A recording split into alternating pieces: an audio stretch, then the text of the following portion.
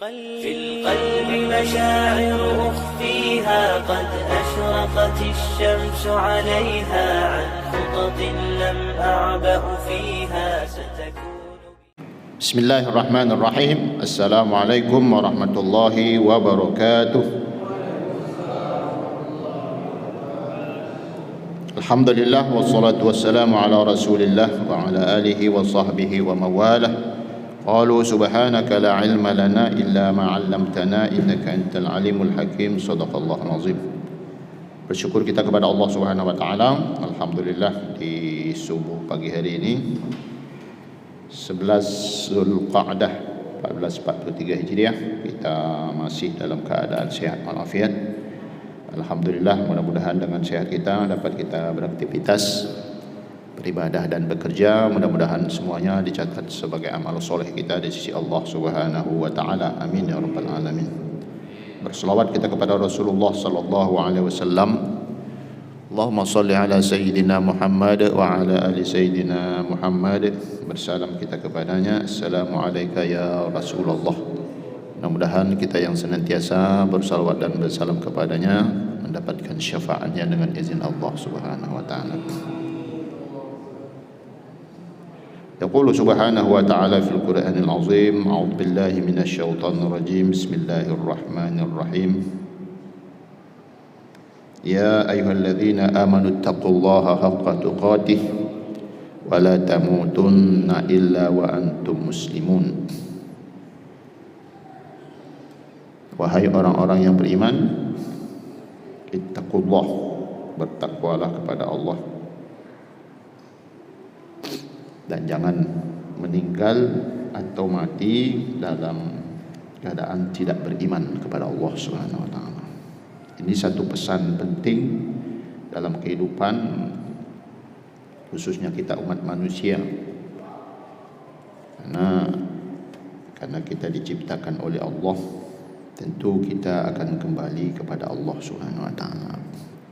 Semua yang berlaku pada diri kita, dari mulai kita lahir sampai nanti kita meninggal, semua akan kita pertanggungjawabkan di hadapan Allah Subhanahu wa taala. Apapun alasannya, Allah sudah punya jawaban-jawaban yang akan kita presentasikan di hadapan Allah Subhanahu wa taala. Mungkin kita punya persepsi sendiri dan sudah punya rencana untuk memberikan jawaban-jawaban kepada semua yang Allah tanyakan. Sehat kita, muda kita, tua kita, amal soleh kita, semua akan kita pertanggungjawabkan di hadapan Allah SWT.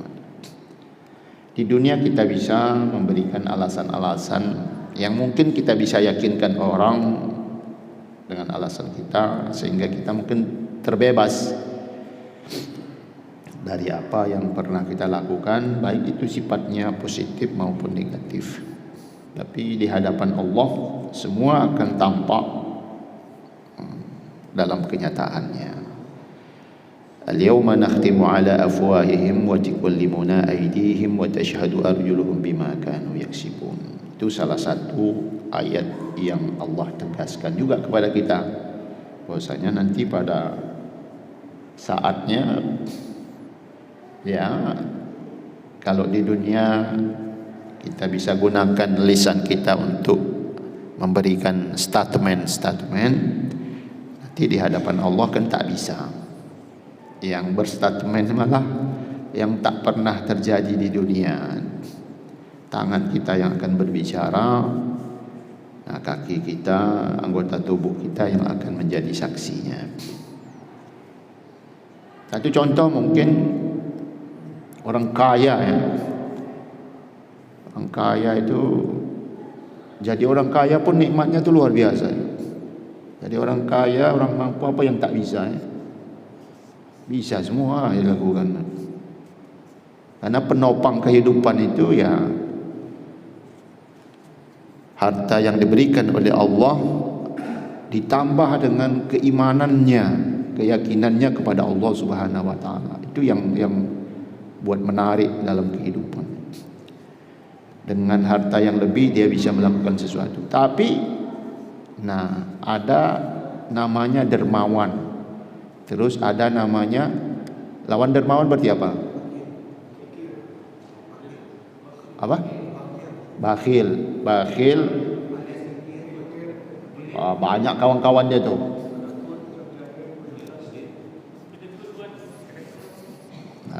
Berarti itu dah ada di otak kita tu. Kata-kata itu dah ada di otak kita. Dan bahasa itu lebih senang disebut lagi. Udah ada dia kan. Naluri manusia tu.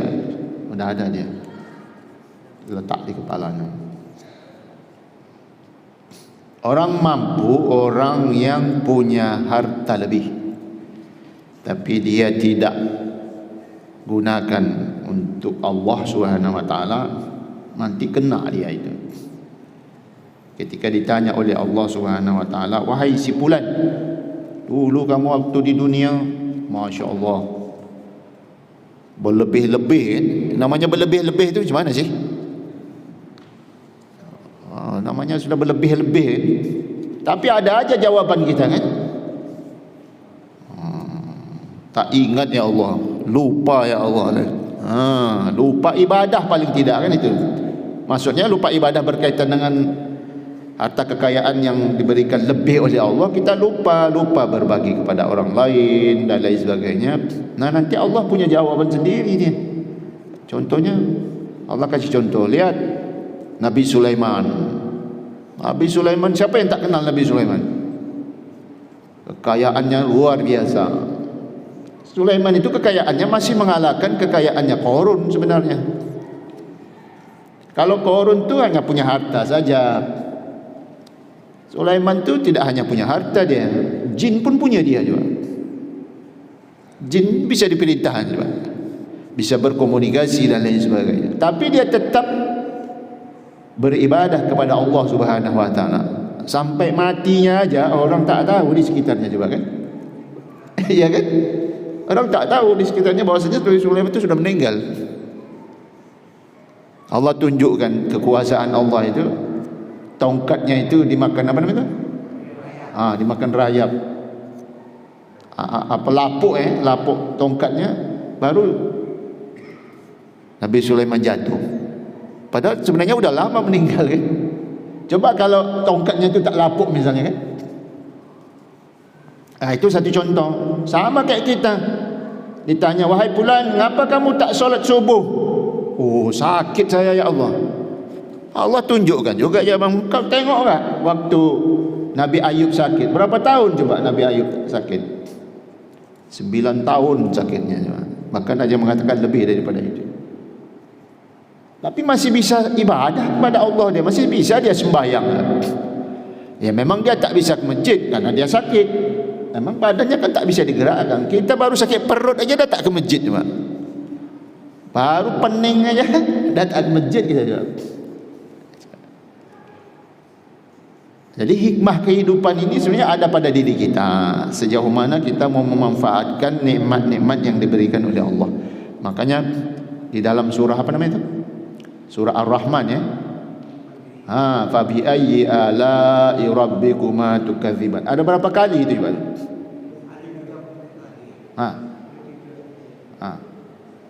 Jangan enggak. Betul tak? Ya kalau gagak-gagak itu tak pasti.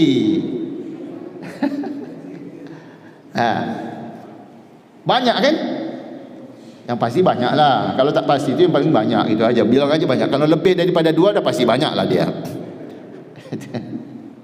Nah itu kan menjadi isyarat bahwasanya banyak betul nikmat Allah ini yang kita dustakan, yang kita tak akui. Itulah tadi contohnya tu. Sehat, malas bekerja. Sehat, malas ke masjid. Sehat, nganggur dia kan. Coba. Jadi banyak hikmah-hikmah Allah yang perlu kita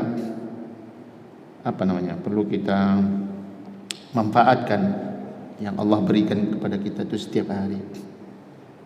Jadi orang orang sehat ya. Nah, katanya orang sehat itu tidak akan tahu dia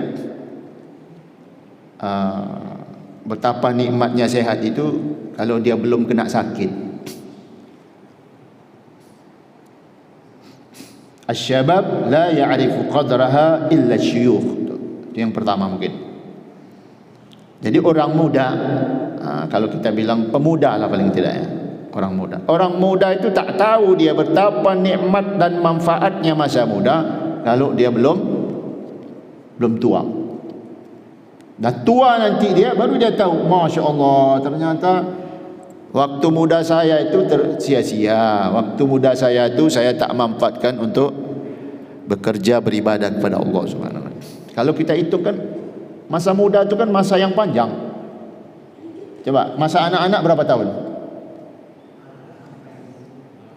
Ya, kalau sebutannya kan balita kan? 5 tahun. Nah, di atas balita apaan? Remaja ya. Nah, remaja itu berapa tahun, Pak? Remaja itu sampai akil balik lah katakanlah. Akil balik itu umur berapa biasanya? Paling akhir.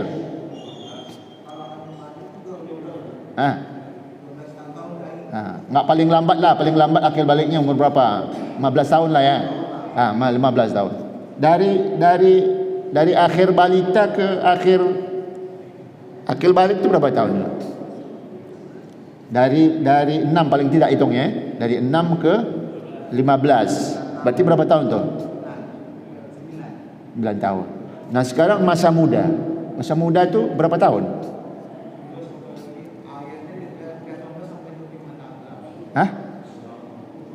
Masa muda. Sekarang yang setelah muda apa? Tua kan? Nah, tua itu kira-kira umur berapa?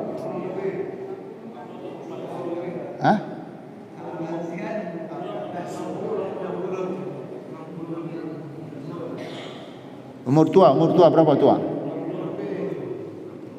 Ya 60 lebihnya itu berapa? Kalau kita ikut standar haji, tua itu 65. Makanya orang yang daftar haji umur 65 cepat berangkatnya. Jadi kalau mau cepat berangkat haji, daftarlah pada saat tua. Artinya kalau kita ukur 65 dari umur 16 berarti kan? 16 sampai 65 itu berapa tahun?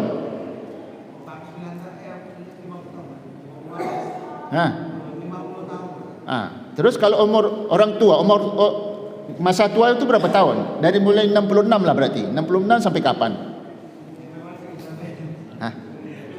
Paling tua sekali berapa? Ada 100 saja. Berarti kan masih panjang masa muda kan? Nah, itu makanya hikmahnya kan di situ. Asy-syabab la ya'rifu qadra illa syuyukh. Masa muda kita akan tahu manfaat masa muda itu nanti kalau kita dah tua. Makanya banyak orang nyesal kalau dah tua kan? Nah, sekarang kita ni masa tua atau masa muda sekarang kita ni? Itu hati-hati. Hati-hati masa muda. Kalau kita ngaku kita muda, hati-hati. Nanti Allah tanya, mana itu si fulan tanggal 11 Zulqa'dah 1443 Hijriah, tak nampak dia solat subuh di Masjid Al-Ikhlas Nirwana di sini. Kata saksi-saksinya, catat. Masa muda.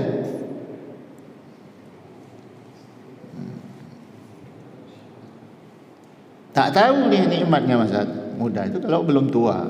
Makanya kita ni kata orang Melayu masih berleha-leha nyantai. Macam orang macam dunia ni punya dia. Dengan muda itulah malah harus kita giat beribadah. Kenapa? Karena nanti kalau sudah masa tua udah agak repot. Agak susah sudah. Mau ke masjid, ya udah minta tolong pakai tongkat. Jalannya pun udah mulai bergerak-gerak tangannya. Getar-getar dia kan. Kadang-kadang minta tolong sama cucu kan. Mana saja. Sudah susah juga.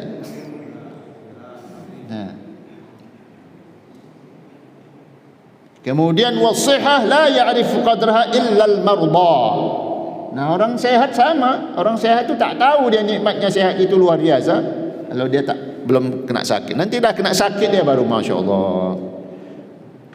Coba orang sakit tu biasanya yang dia sebut tu apa? Orang sakit, dia sakit dia. Apa yang selalu dia sebut? Allah. Masya-Allah, orang sakit. Coba kalau dia sehat. Coba sehat. Coba. Nampak kan? Orang sakit tu, ya Allah, sakit betul ya Allah. Sakit. Ya Allah sebutnya.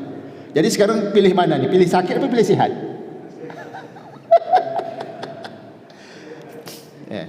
Mestinya pilih sehat. Pilih sehat, banyak akan mengucap Allah Subhanahu wa taala. Salah satunya ibadah. Makanya Allah nyatakan kita dalam Al-Quran, wa ma khalaqtul jinna wal insa illa liya'budun.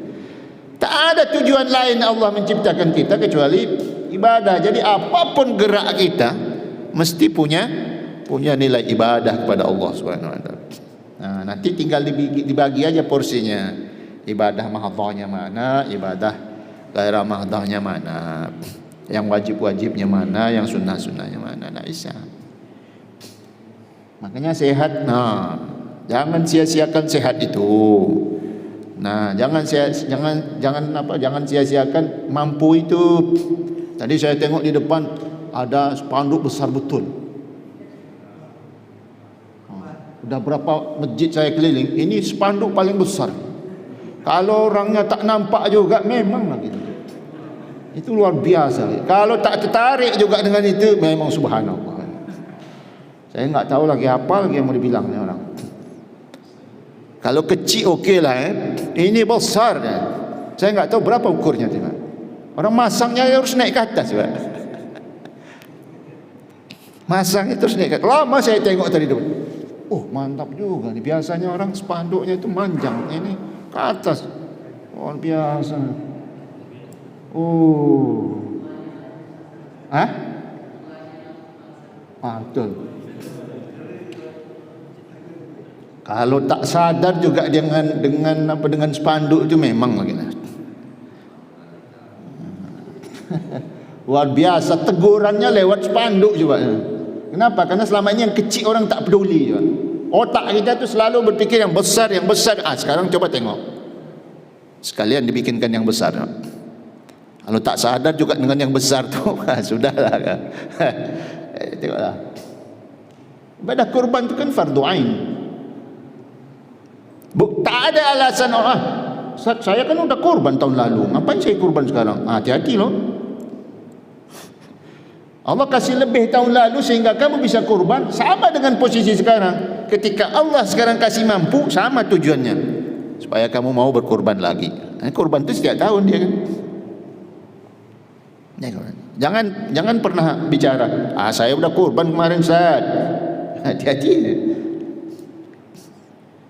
Karena peluangnya setiap tahun Allah buka kan, peluang kurban itu. Alhamdulillah kalau Batam belum kedengaran itu ya, PMK ya. Tak ada ya. Mudah-mudahan tak ada lah Batam, biar orang bisa kurban.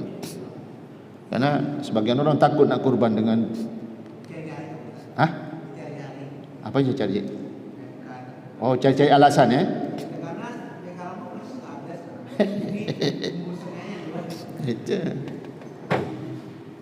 Hati-hati, yang kita buat nanti Allah tanya. Yang buat spanduk besar pun nanti Allah tanya juga. Kamu bikin besar, kamu buat enggak? Sama.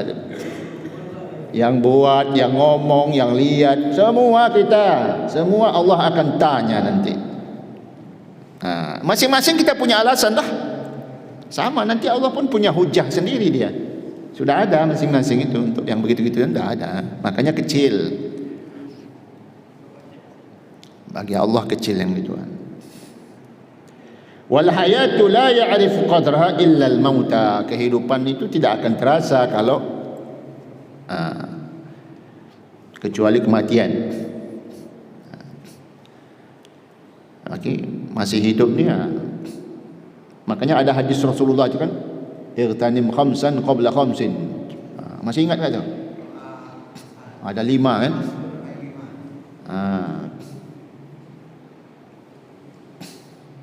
Salah satunya sehat sebelum sakit, muda sebelum tua, kaya sebelum kan? Sekarang ni kita ni kaya sebenarnya, cuma kita merasa miskin, makanya masih tetap miskin. Padahal kita kaya, kasih kaya. Rumah kita besar, rumah besar, kendaraan banyak, sehat dan lain sebagainya. Itu salah satu tandanya bahwasanya Allah kasih kita kaya. Makanya jangan bikin alasan saya jangan, bahaya.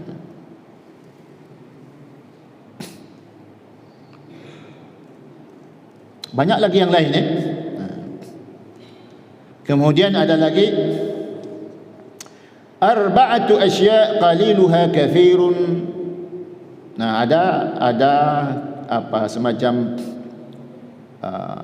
apa namanya itu? Rasa. Semacam rasa yang kita rasakan, terasa sepertinya itu kecil tapi rasanya besar. Begitu juga sebaliknya.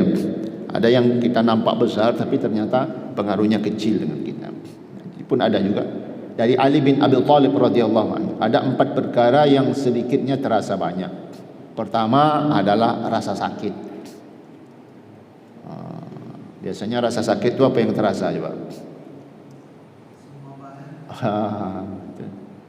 Kemudian fakir atau miskin. Model-model seperti itu. Jadi kehidupan kita ni sama sebenarnya bawaan. Sejauh mana kita memanfaatkan nikmat yang diberikan oleh Allah Subhanahu wa taala.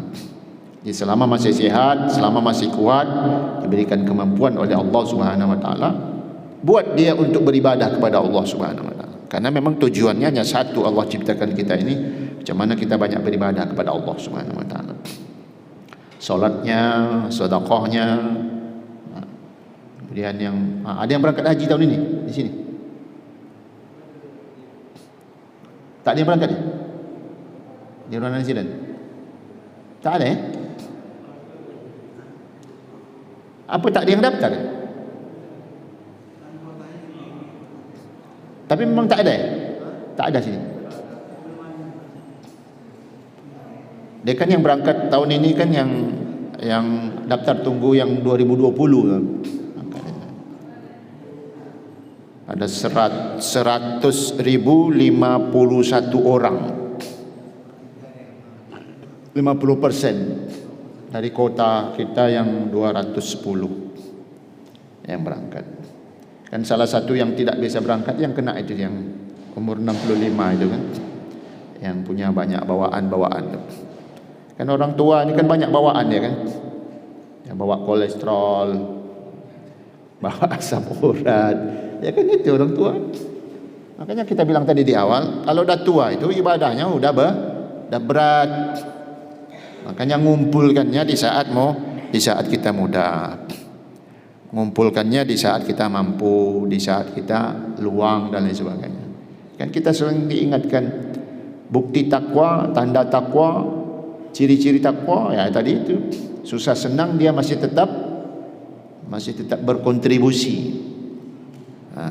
Luang sempit dan masih tetap dia bisa berkontribusi. Ini yang penting sebenarnya buat kita ni.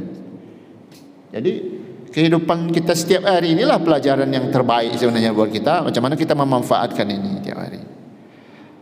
Makanya orang yang selalu menjadikan dirinya sehat, dia akan selalu sehat. Tapi kalau kita bikin sakit, ya nanti akan sakit beneran ya. Kondisinya seperti itu. Jadi ya terpulang kepada kita lah. Fabi ayyi ala'i rabbikuma tukadziban. Nikmat mana lagi yang kita dustakan kepada Allah Subhanahu wa taala. Dia kalau bisa ayat itu sepekan sekali bagus dibaca ya. Ingatkan dia. Kan menghafalnya kan dia berapa ayat tuh surah Ar-Rahman? Kalau 78 sikit lah. Sikit lah. Gampang hafalnya. Iya itu. Berarti tinggal yang Sama dengan surah Yasin. Surah Yasin itu berapa ayat? Udah hafal semua kan? Karena sikit kan?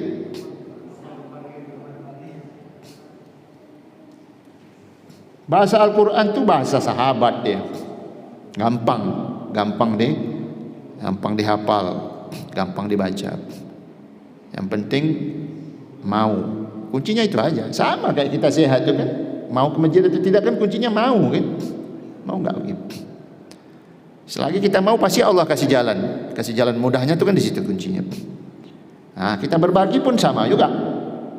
Jika kita mau berbagi pasti Allah kasih jalan.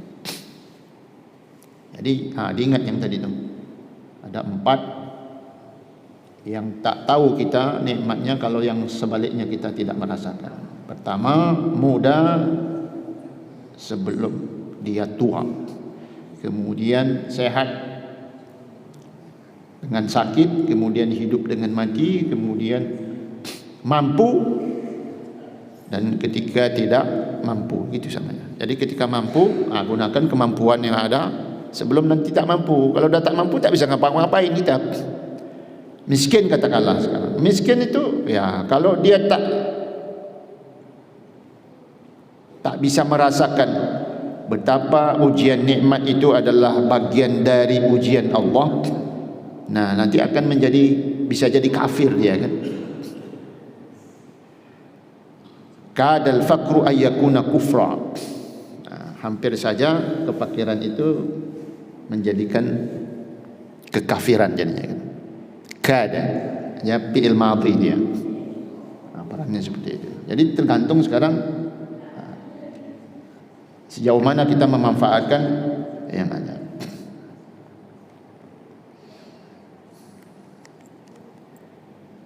Anak keturunan Adam pasti akan menghadapi 4 perampas. Ini lagi tu bahasanya. Pertama, malaikat maut akan merampas nyawanya. Ahli waris akan merampas harta bendanya. Cacing akan merampas jasadnya. Dan orang yang pernah dizalimi akan merampas hartanya. Bahasanya dipakai bahasa seperti itu ya. Merampas.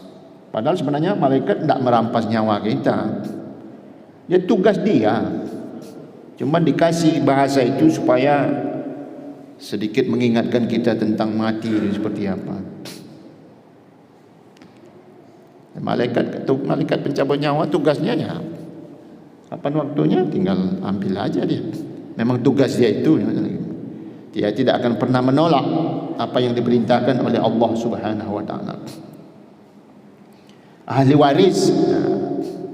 waris ya pasti kan karena memang haknya dia kan ya, meninggal jadilah dia warisan, maka sebelum meninggal tidak disebut warisan dia kan. Jadi pembagian harta waris itu ya kalau salah satu meninggal, entah itu yang meninggal bapaknya, entah itu yang meninggal emaknya, ada yang ditinggalkan itu jadi ahli waris namanya. Kalau belum meninggal dia belum warisan namanya. Makanya ketika dibagi tidak namanya warisan, namanya hibah. Dan kalau bagi hibah bebas, terserah orang tuanya baginya, mau bagi rata atau tak bagi rata, karena bentuknya hibah kan? Tapi beda kalau dah meninggal. Kalau meninggal dia tak bisa bagi rata. Kenapa? Karena ada dasarnya ayat Al-Quran itu. Laki dapat 1, perempuan dapat 4,5. Kalau lakinya dapat 2, perempuannya dapat 1. Itu aturannya. Tinggal ikut aja aturan Allah Subhanahu wa taala. Allah kasih aturan itu kan untuk memudahkan kita melakukan sesuatu, bukan untuk menyusahkan. Sama kayak kita, masjid itu harus ada aturannya. Jadi kita bergerak sesuai aturan.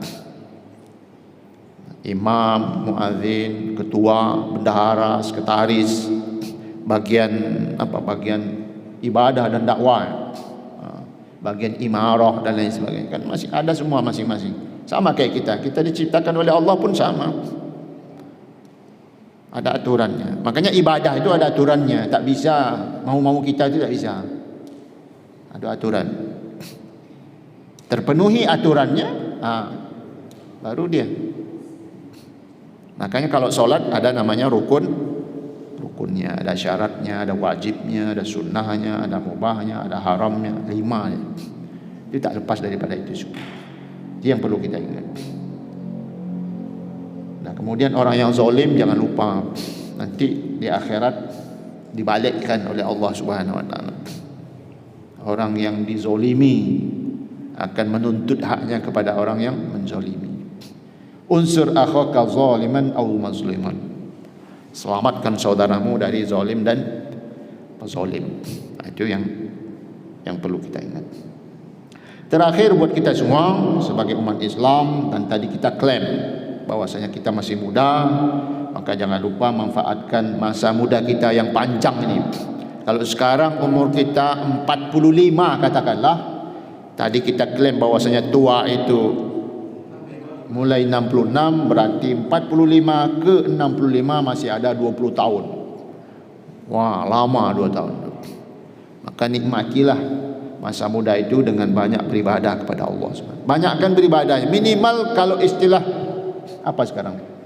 Kalau istilah demokrasi itu 50 tambah 1 ya. Minimal threshold ya. Minimal 50 plus 1. Itu. Kalau tak bisa 70% kan, 50 plus 1 tu udah lumayan lah. Tapi kalau bisa 90% mantap.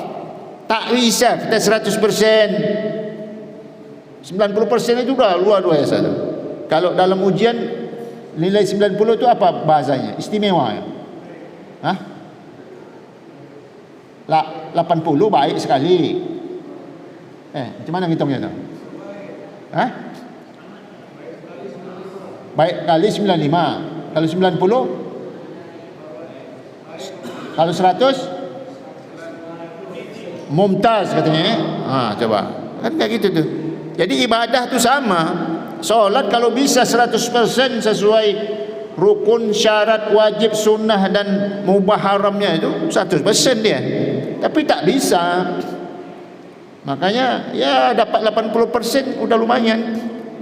Makanya jangan 50%. Mesti ada plusnya, itu mesti ada plus 1. Itu yang ingat. Jangan lupa. Saya kira itu ya pesan-pesan singkatnya saja buat kita. Karena pelajaran berharga itu ya kita yang merasa. Jangan yang dirasa orang, itu susah. Masa yang dirasa orang untuk pelajaran bisa, itu untuk nengok aja. Makanya kadang-kadang yang ditengok itu belum tentu sama dengan yang dirasa. Makanya kita ni harus banyak rasanya. Harus banyak rasanya. Tapi mesti ada bukti, tidak hanya rasa aja terus, tapi dia mesti ada praktik. في القلب مشاعر أخفيها قد أشرقت الشمس عليها عن خطط لم أعبأ فيها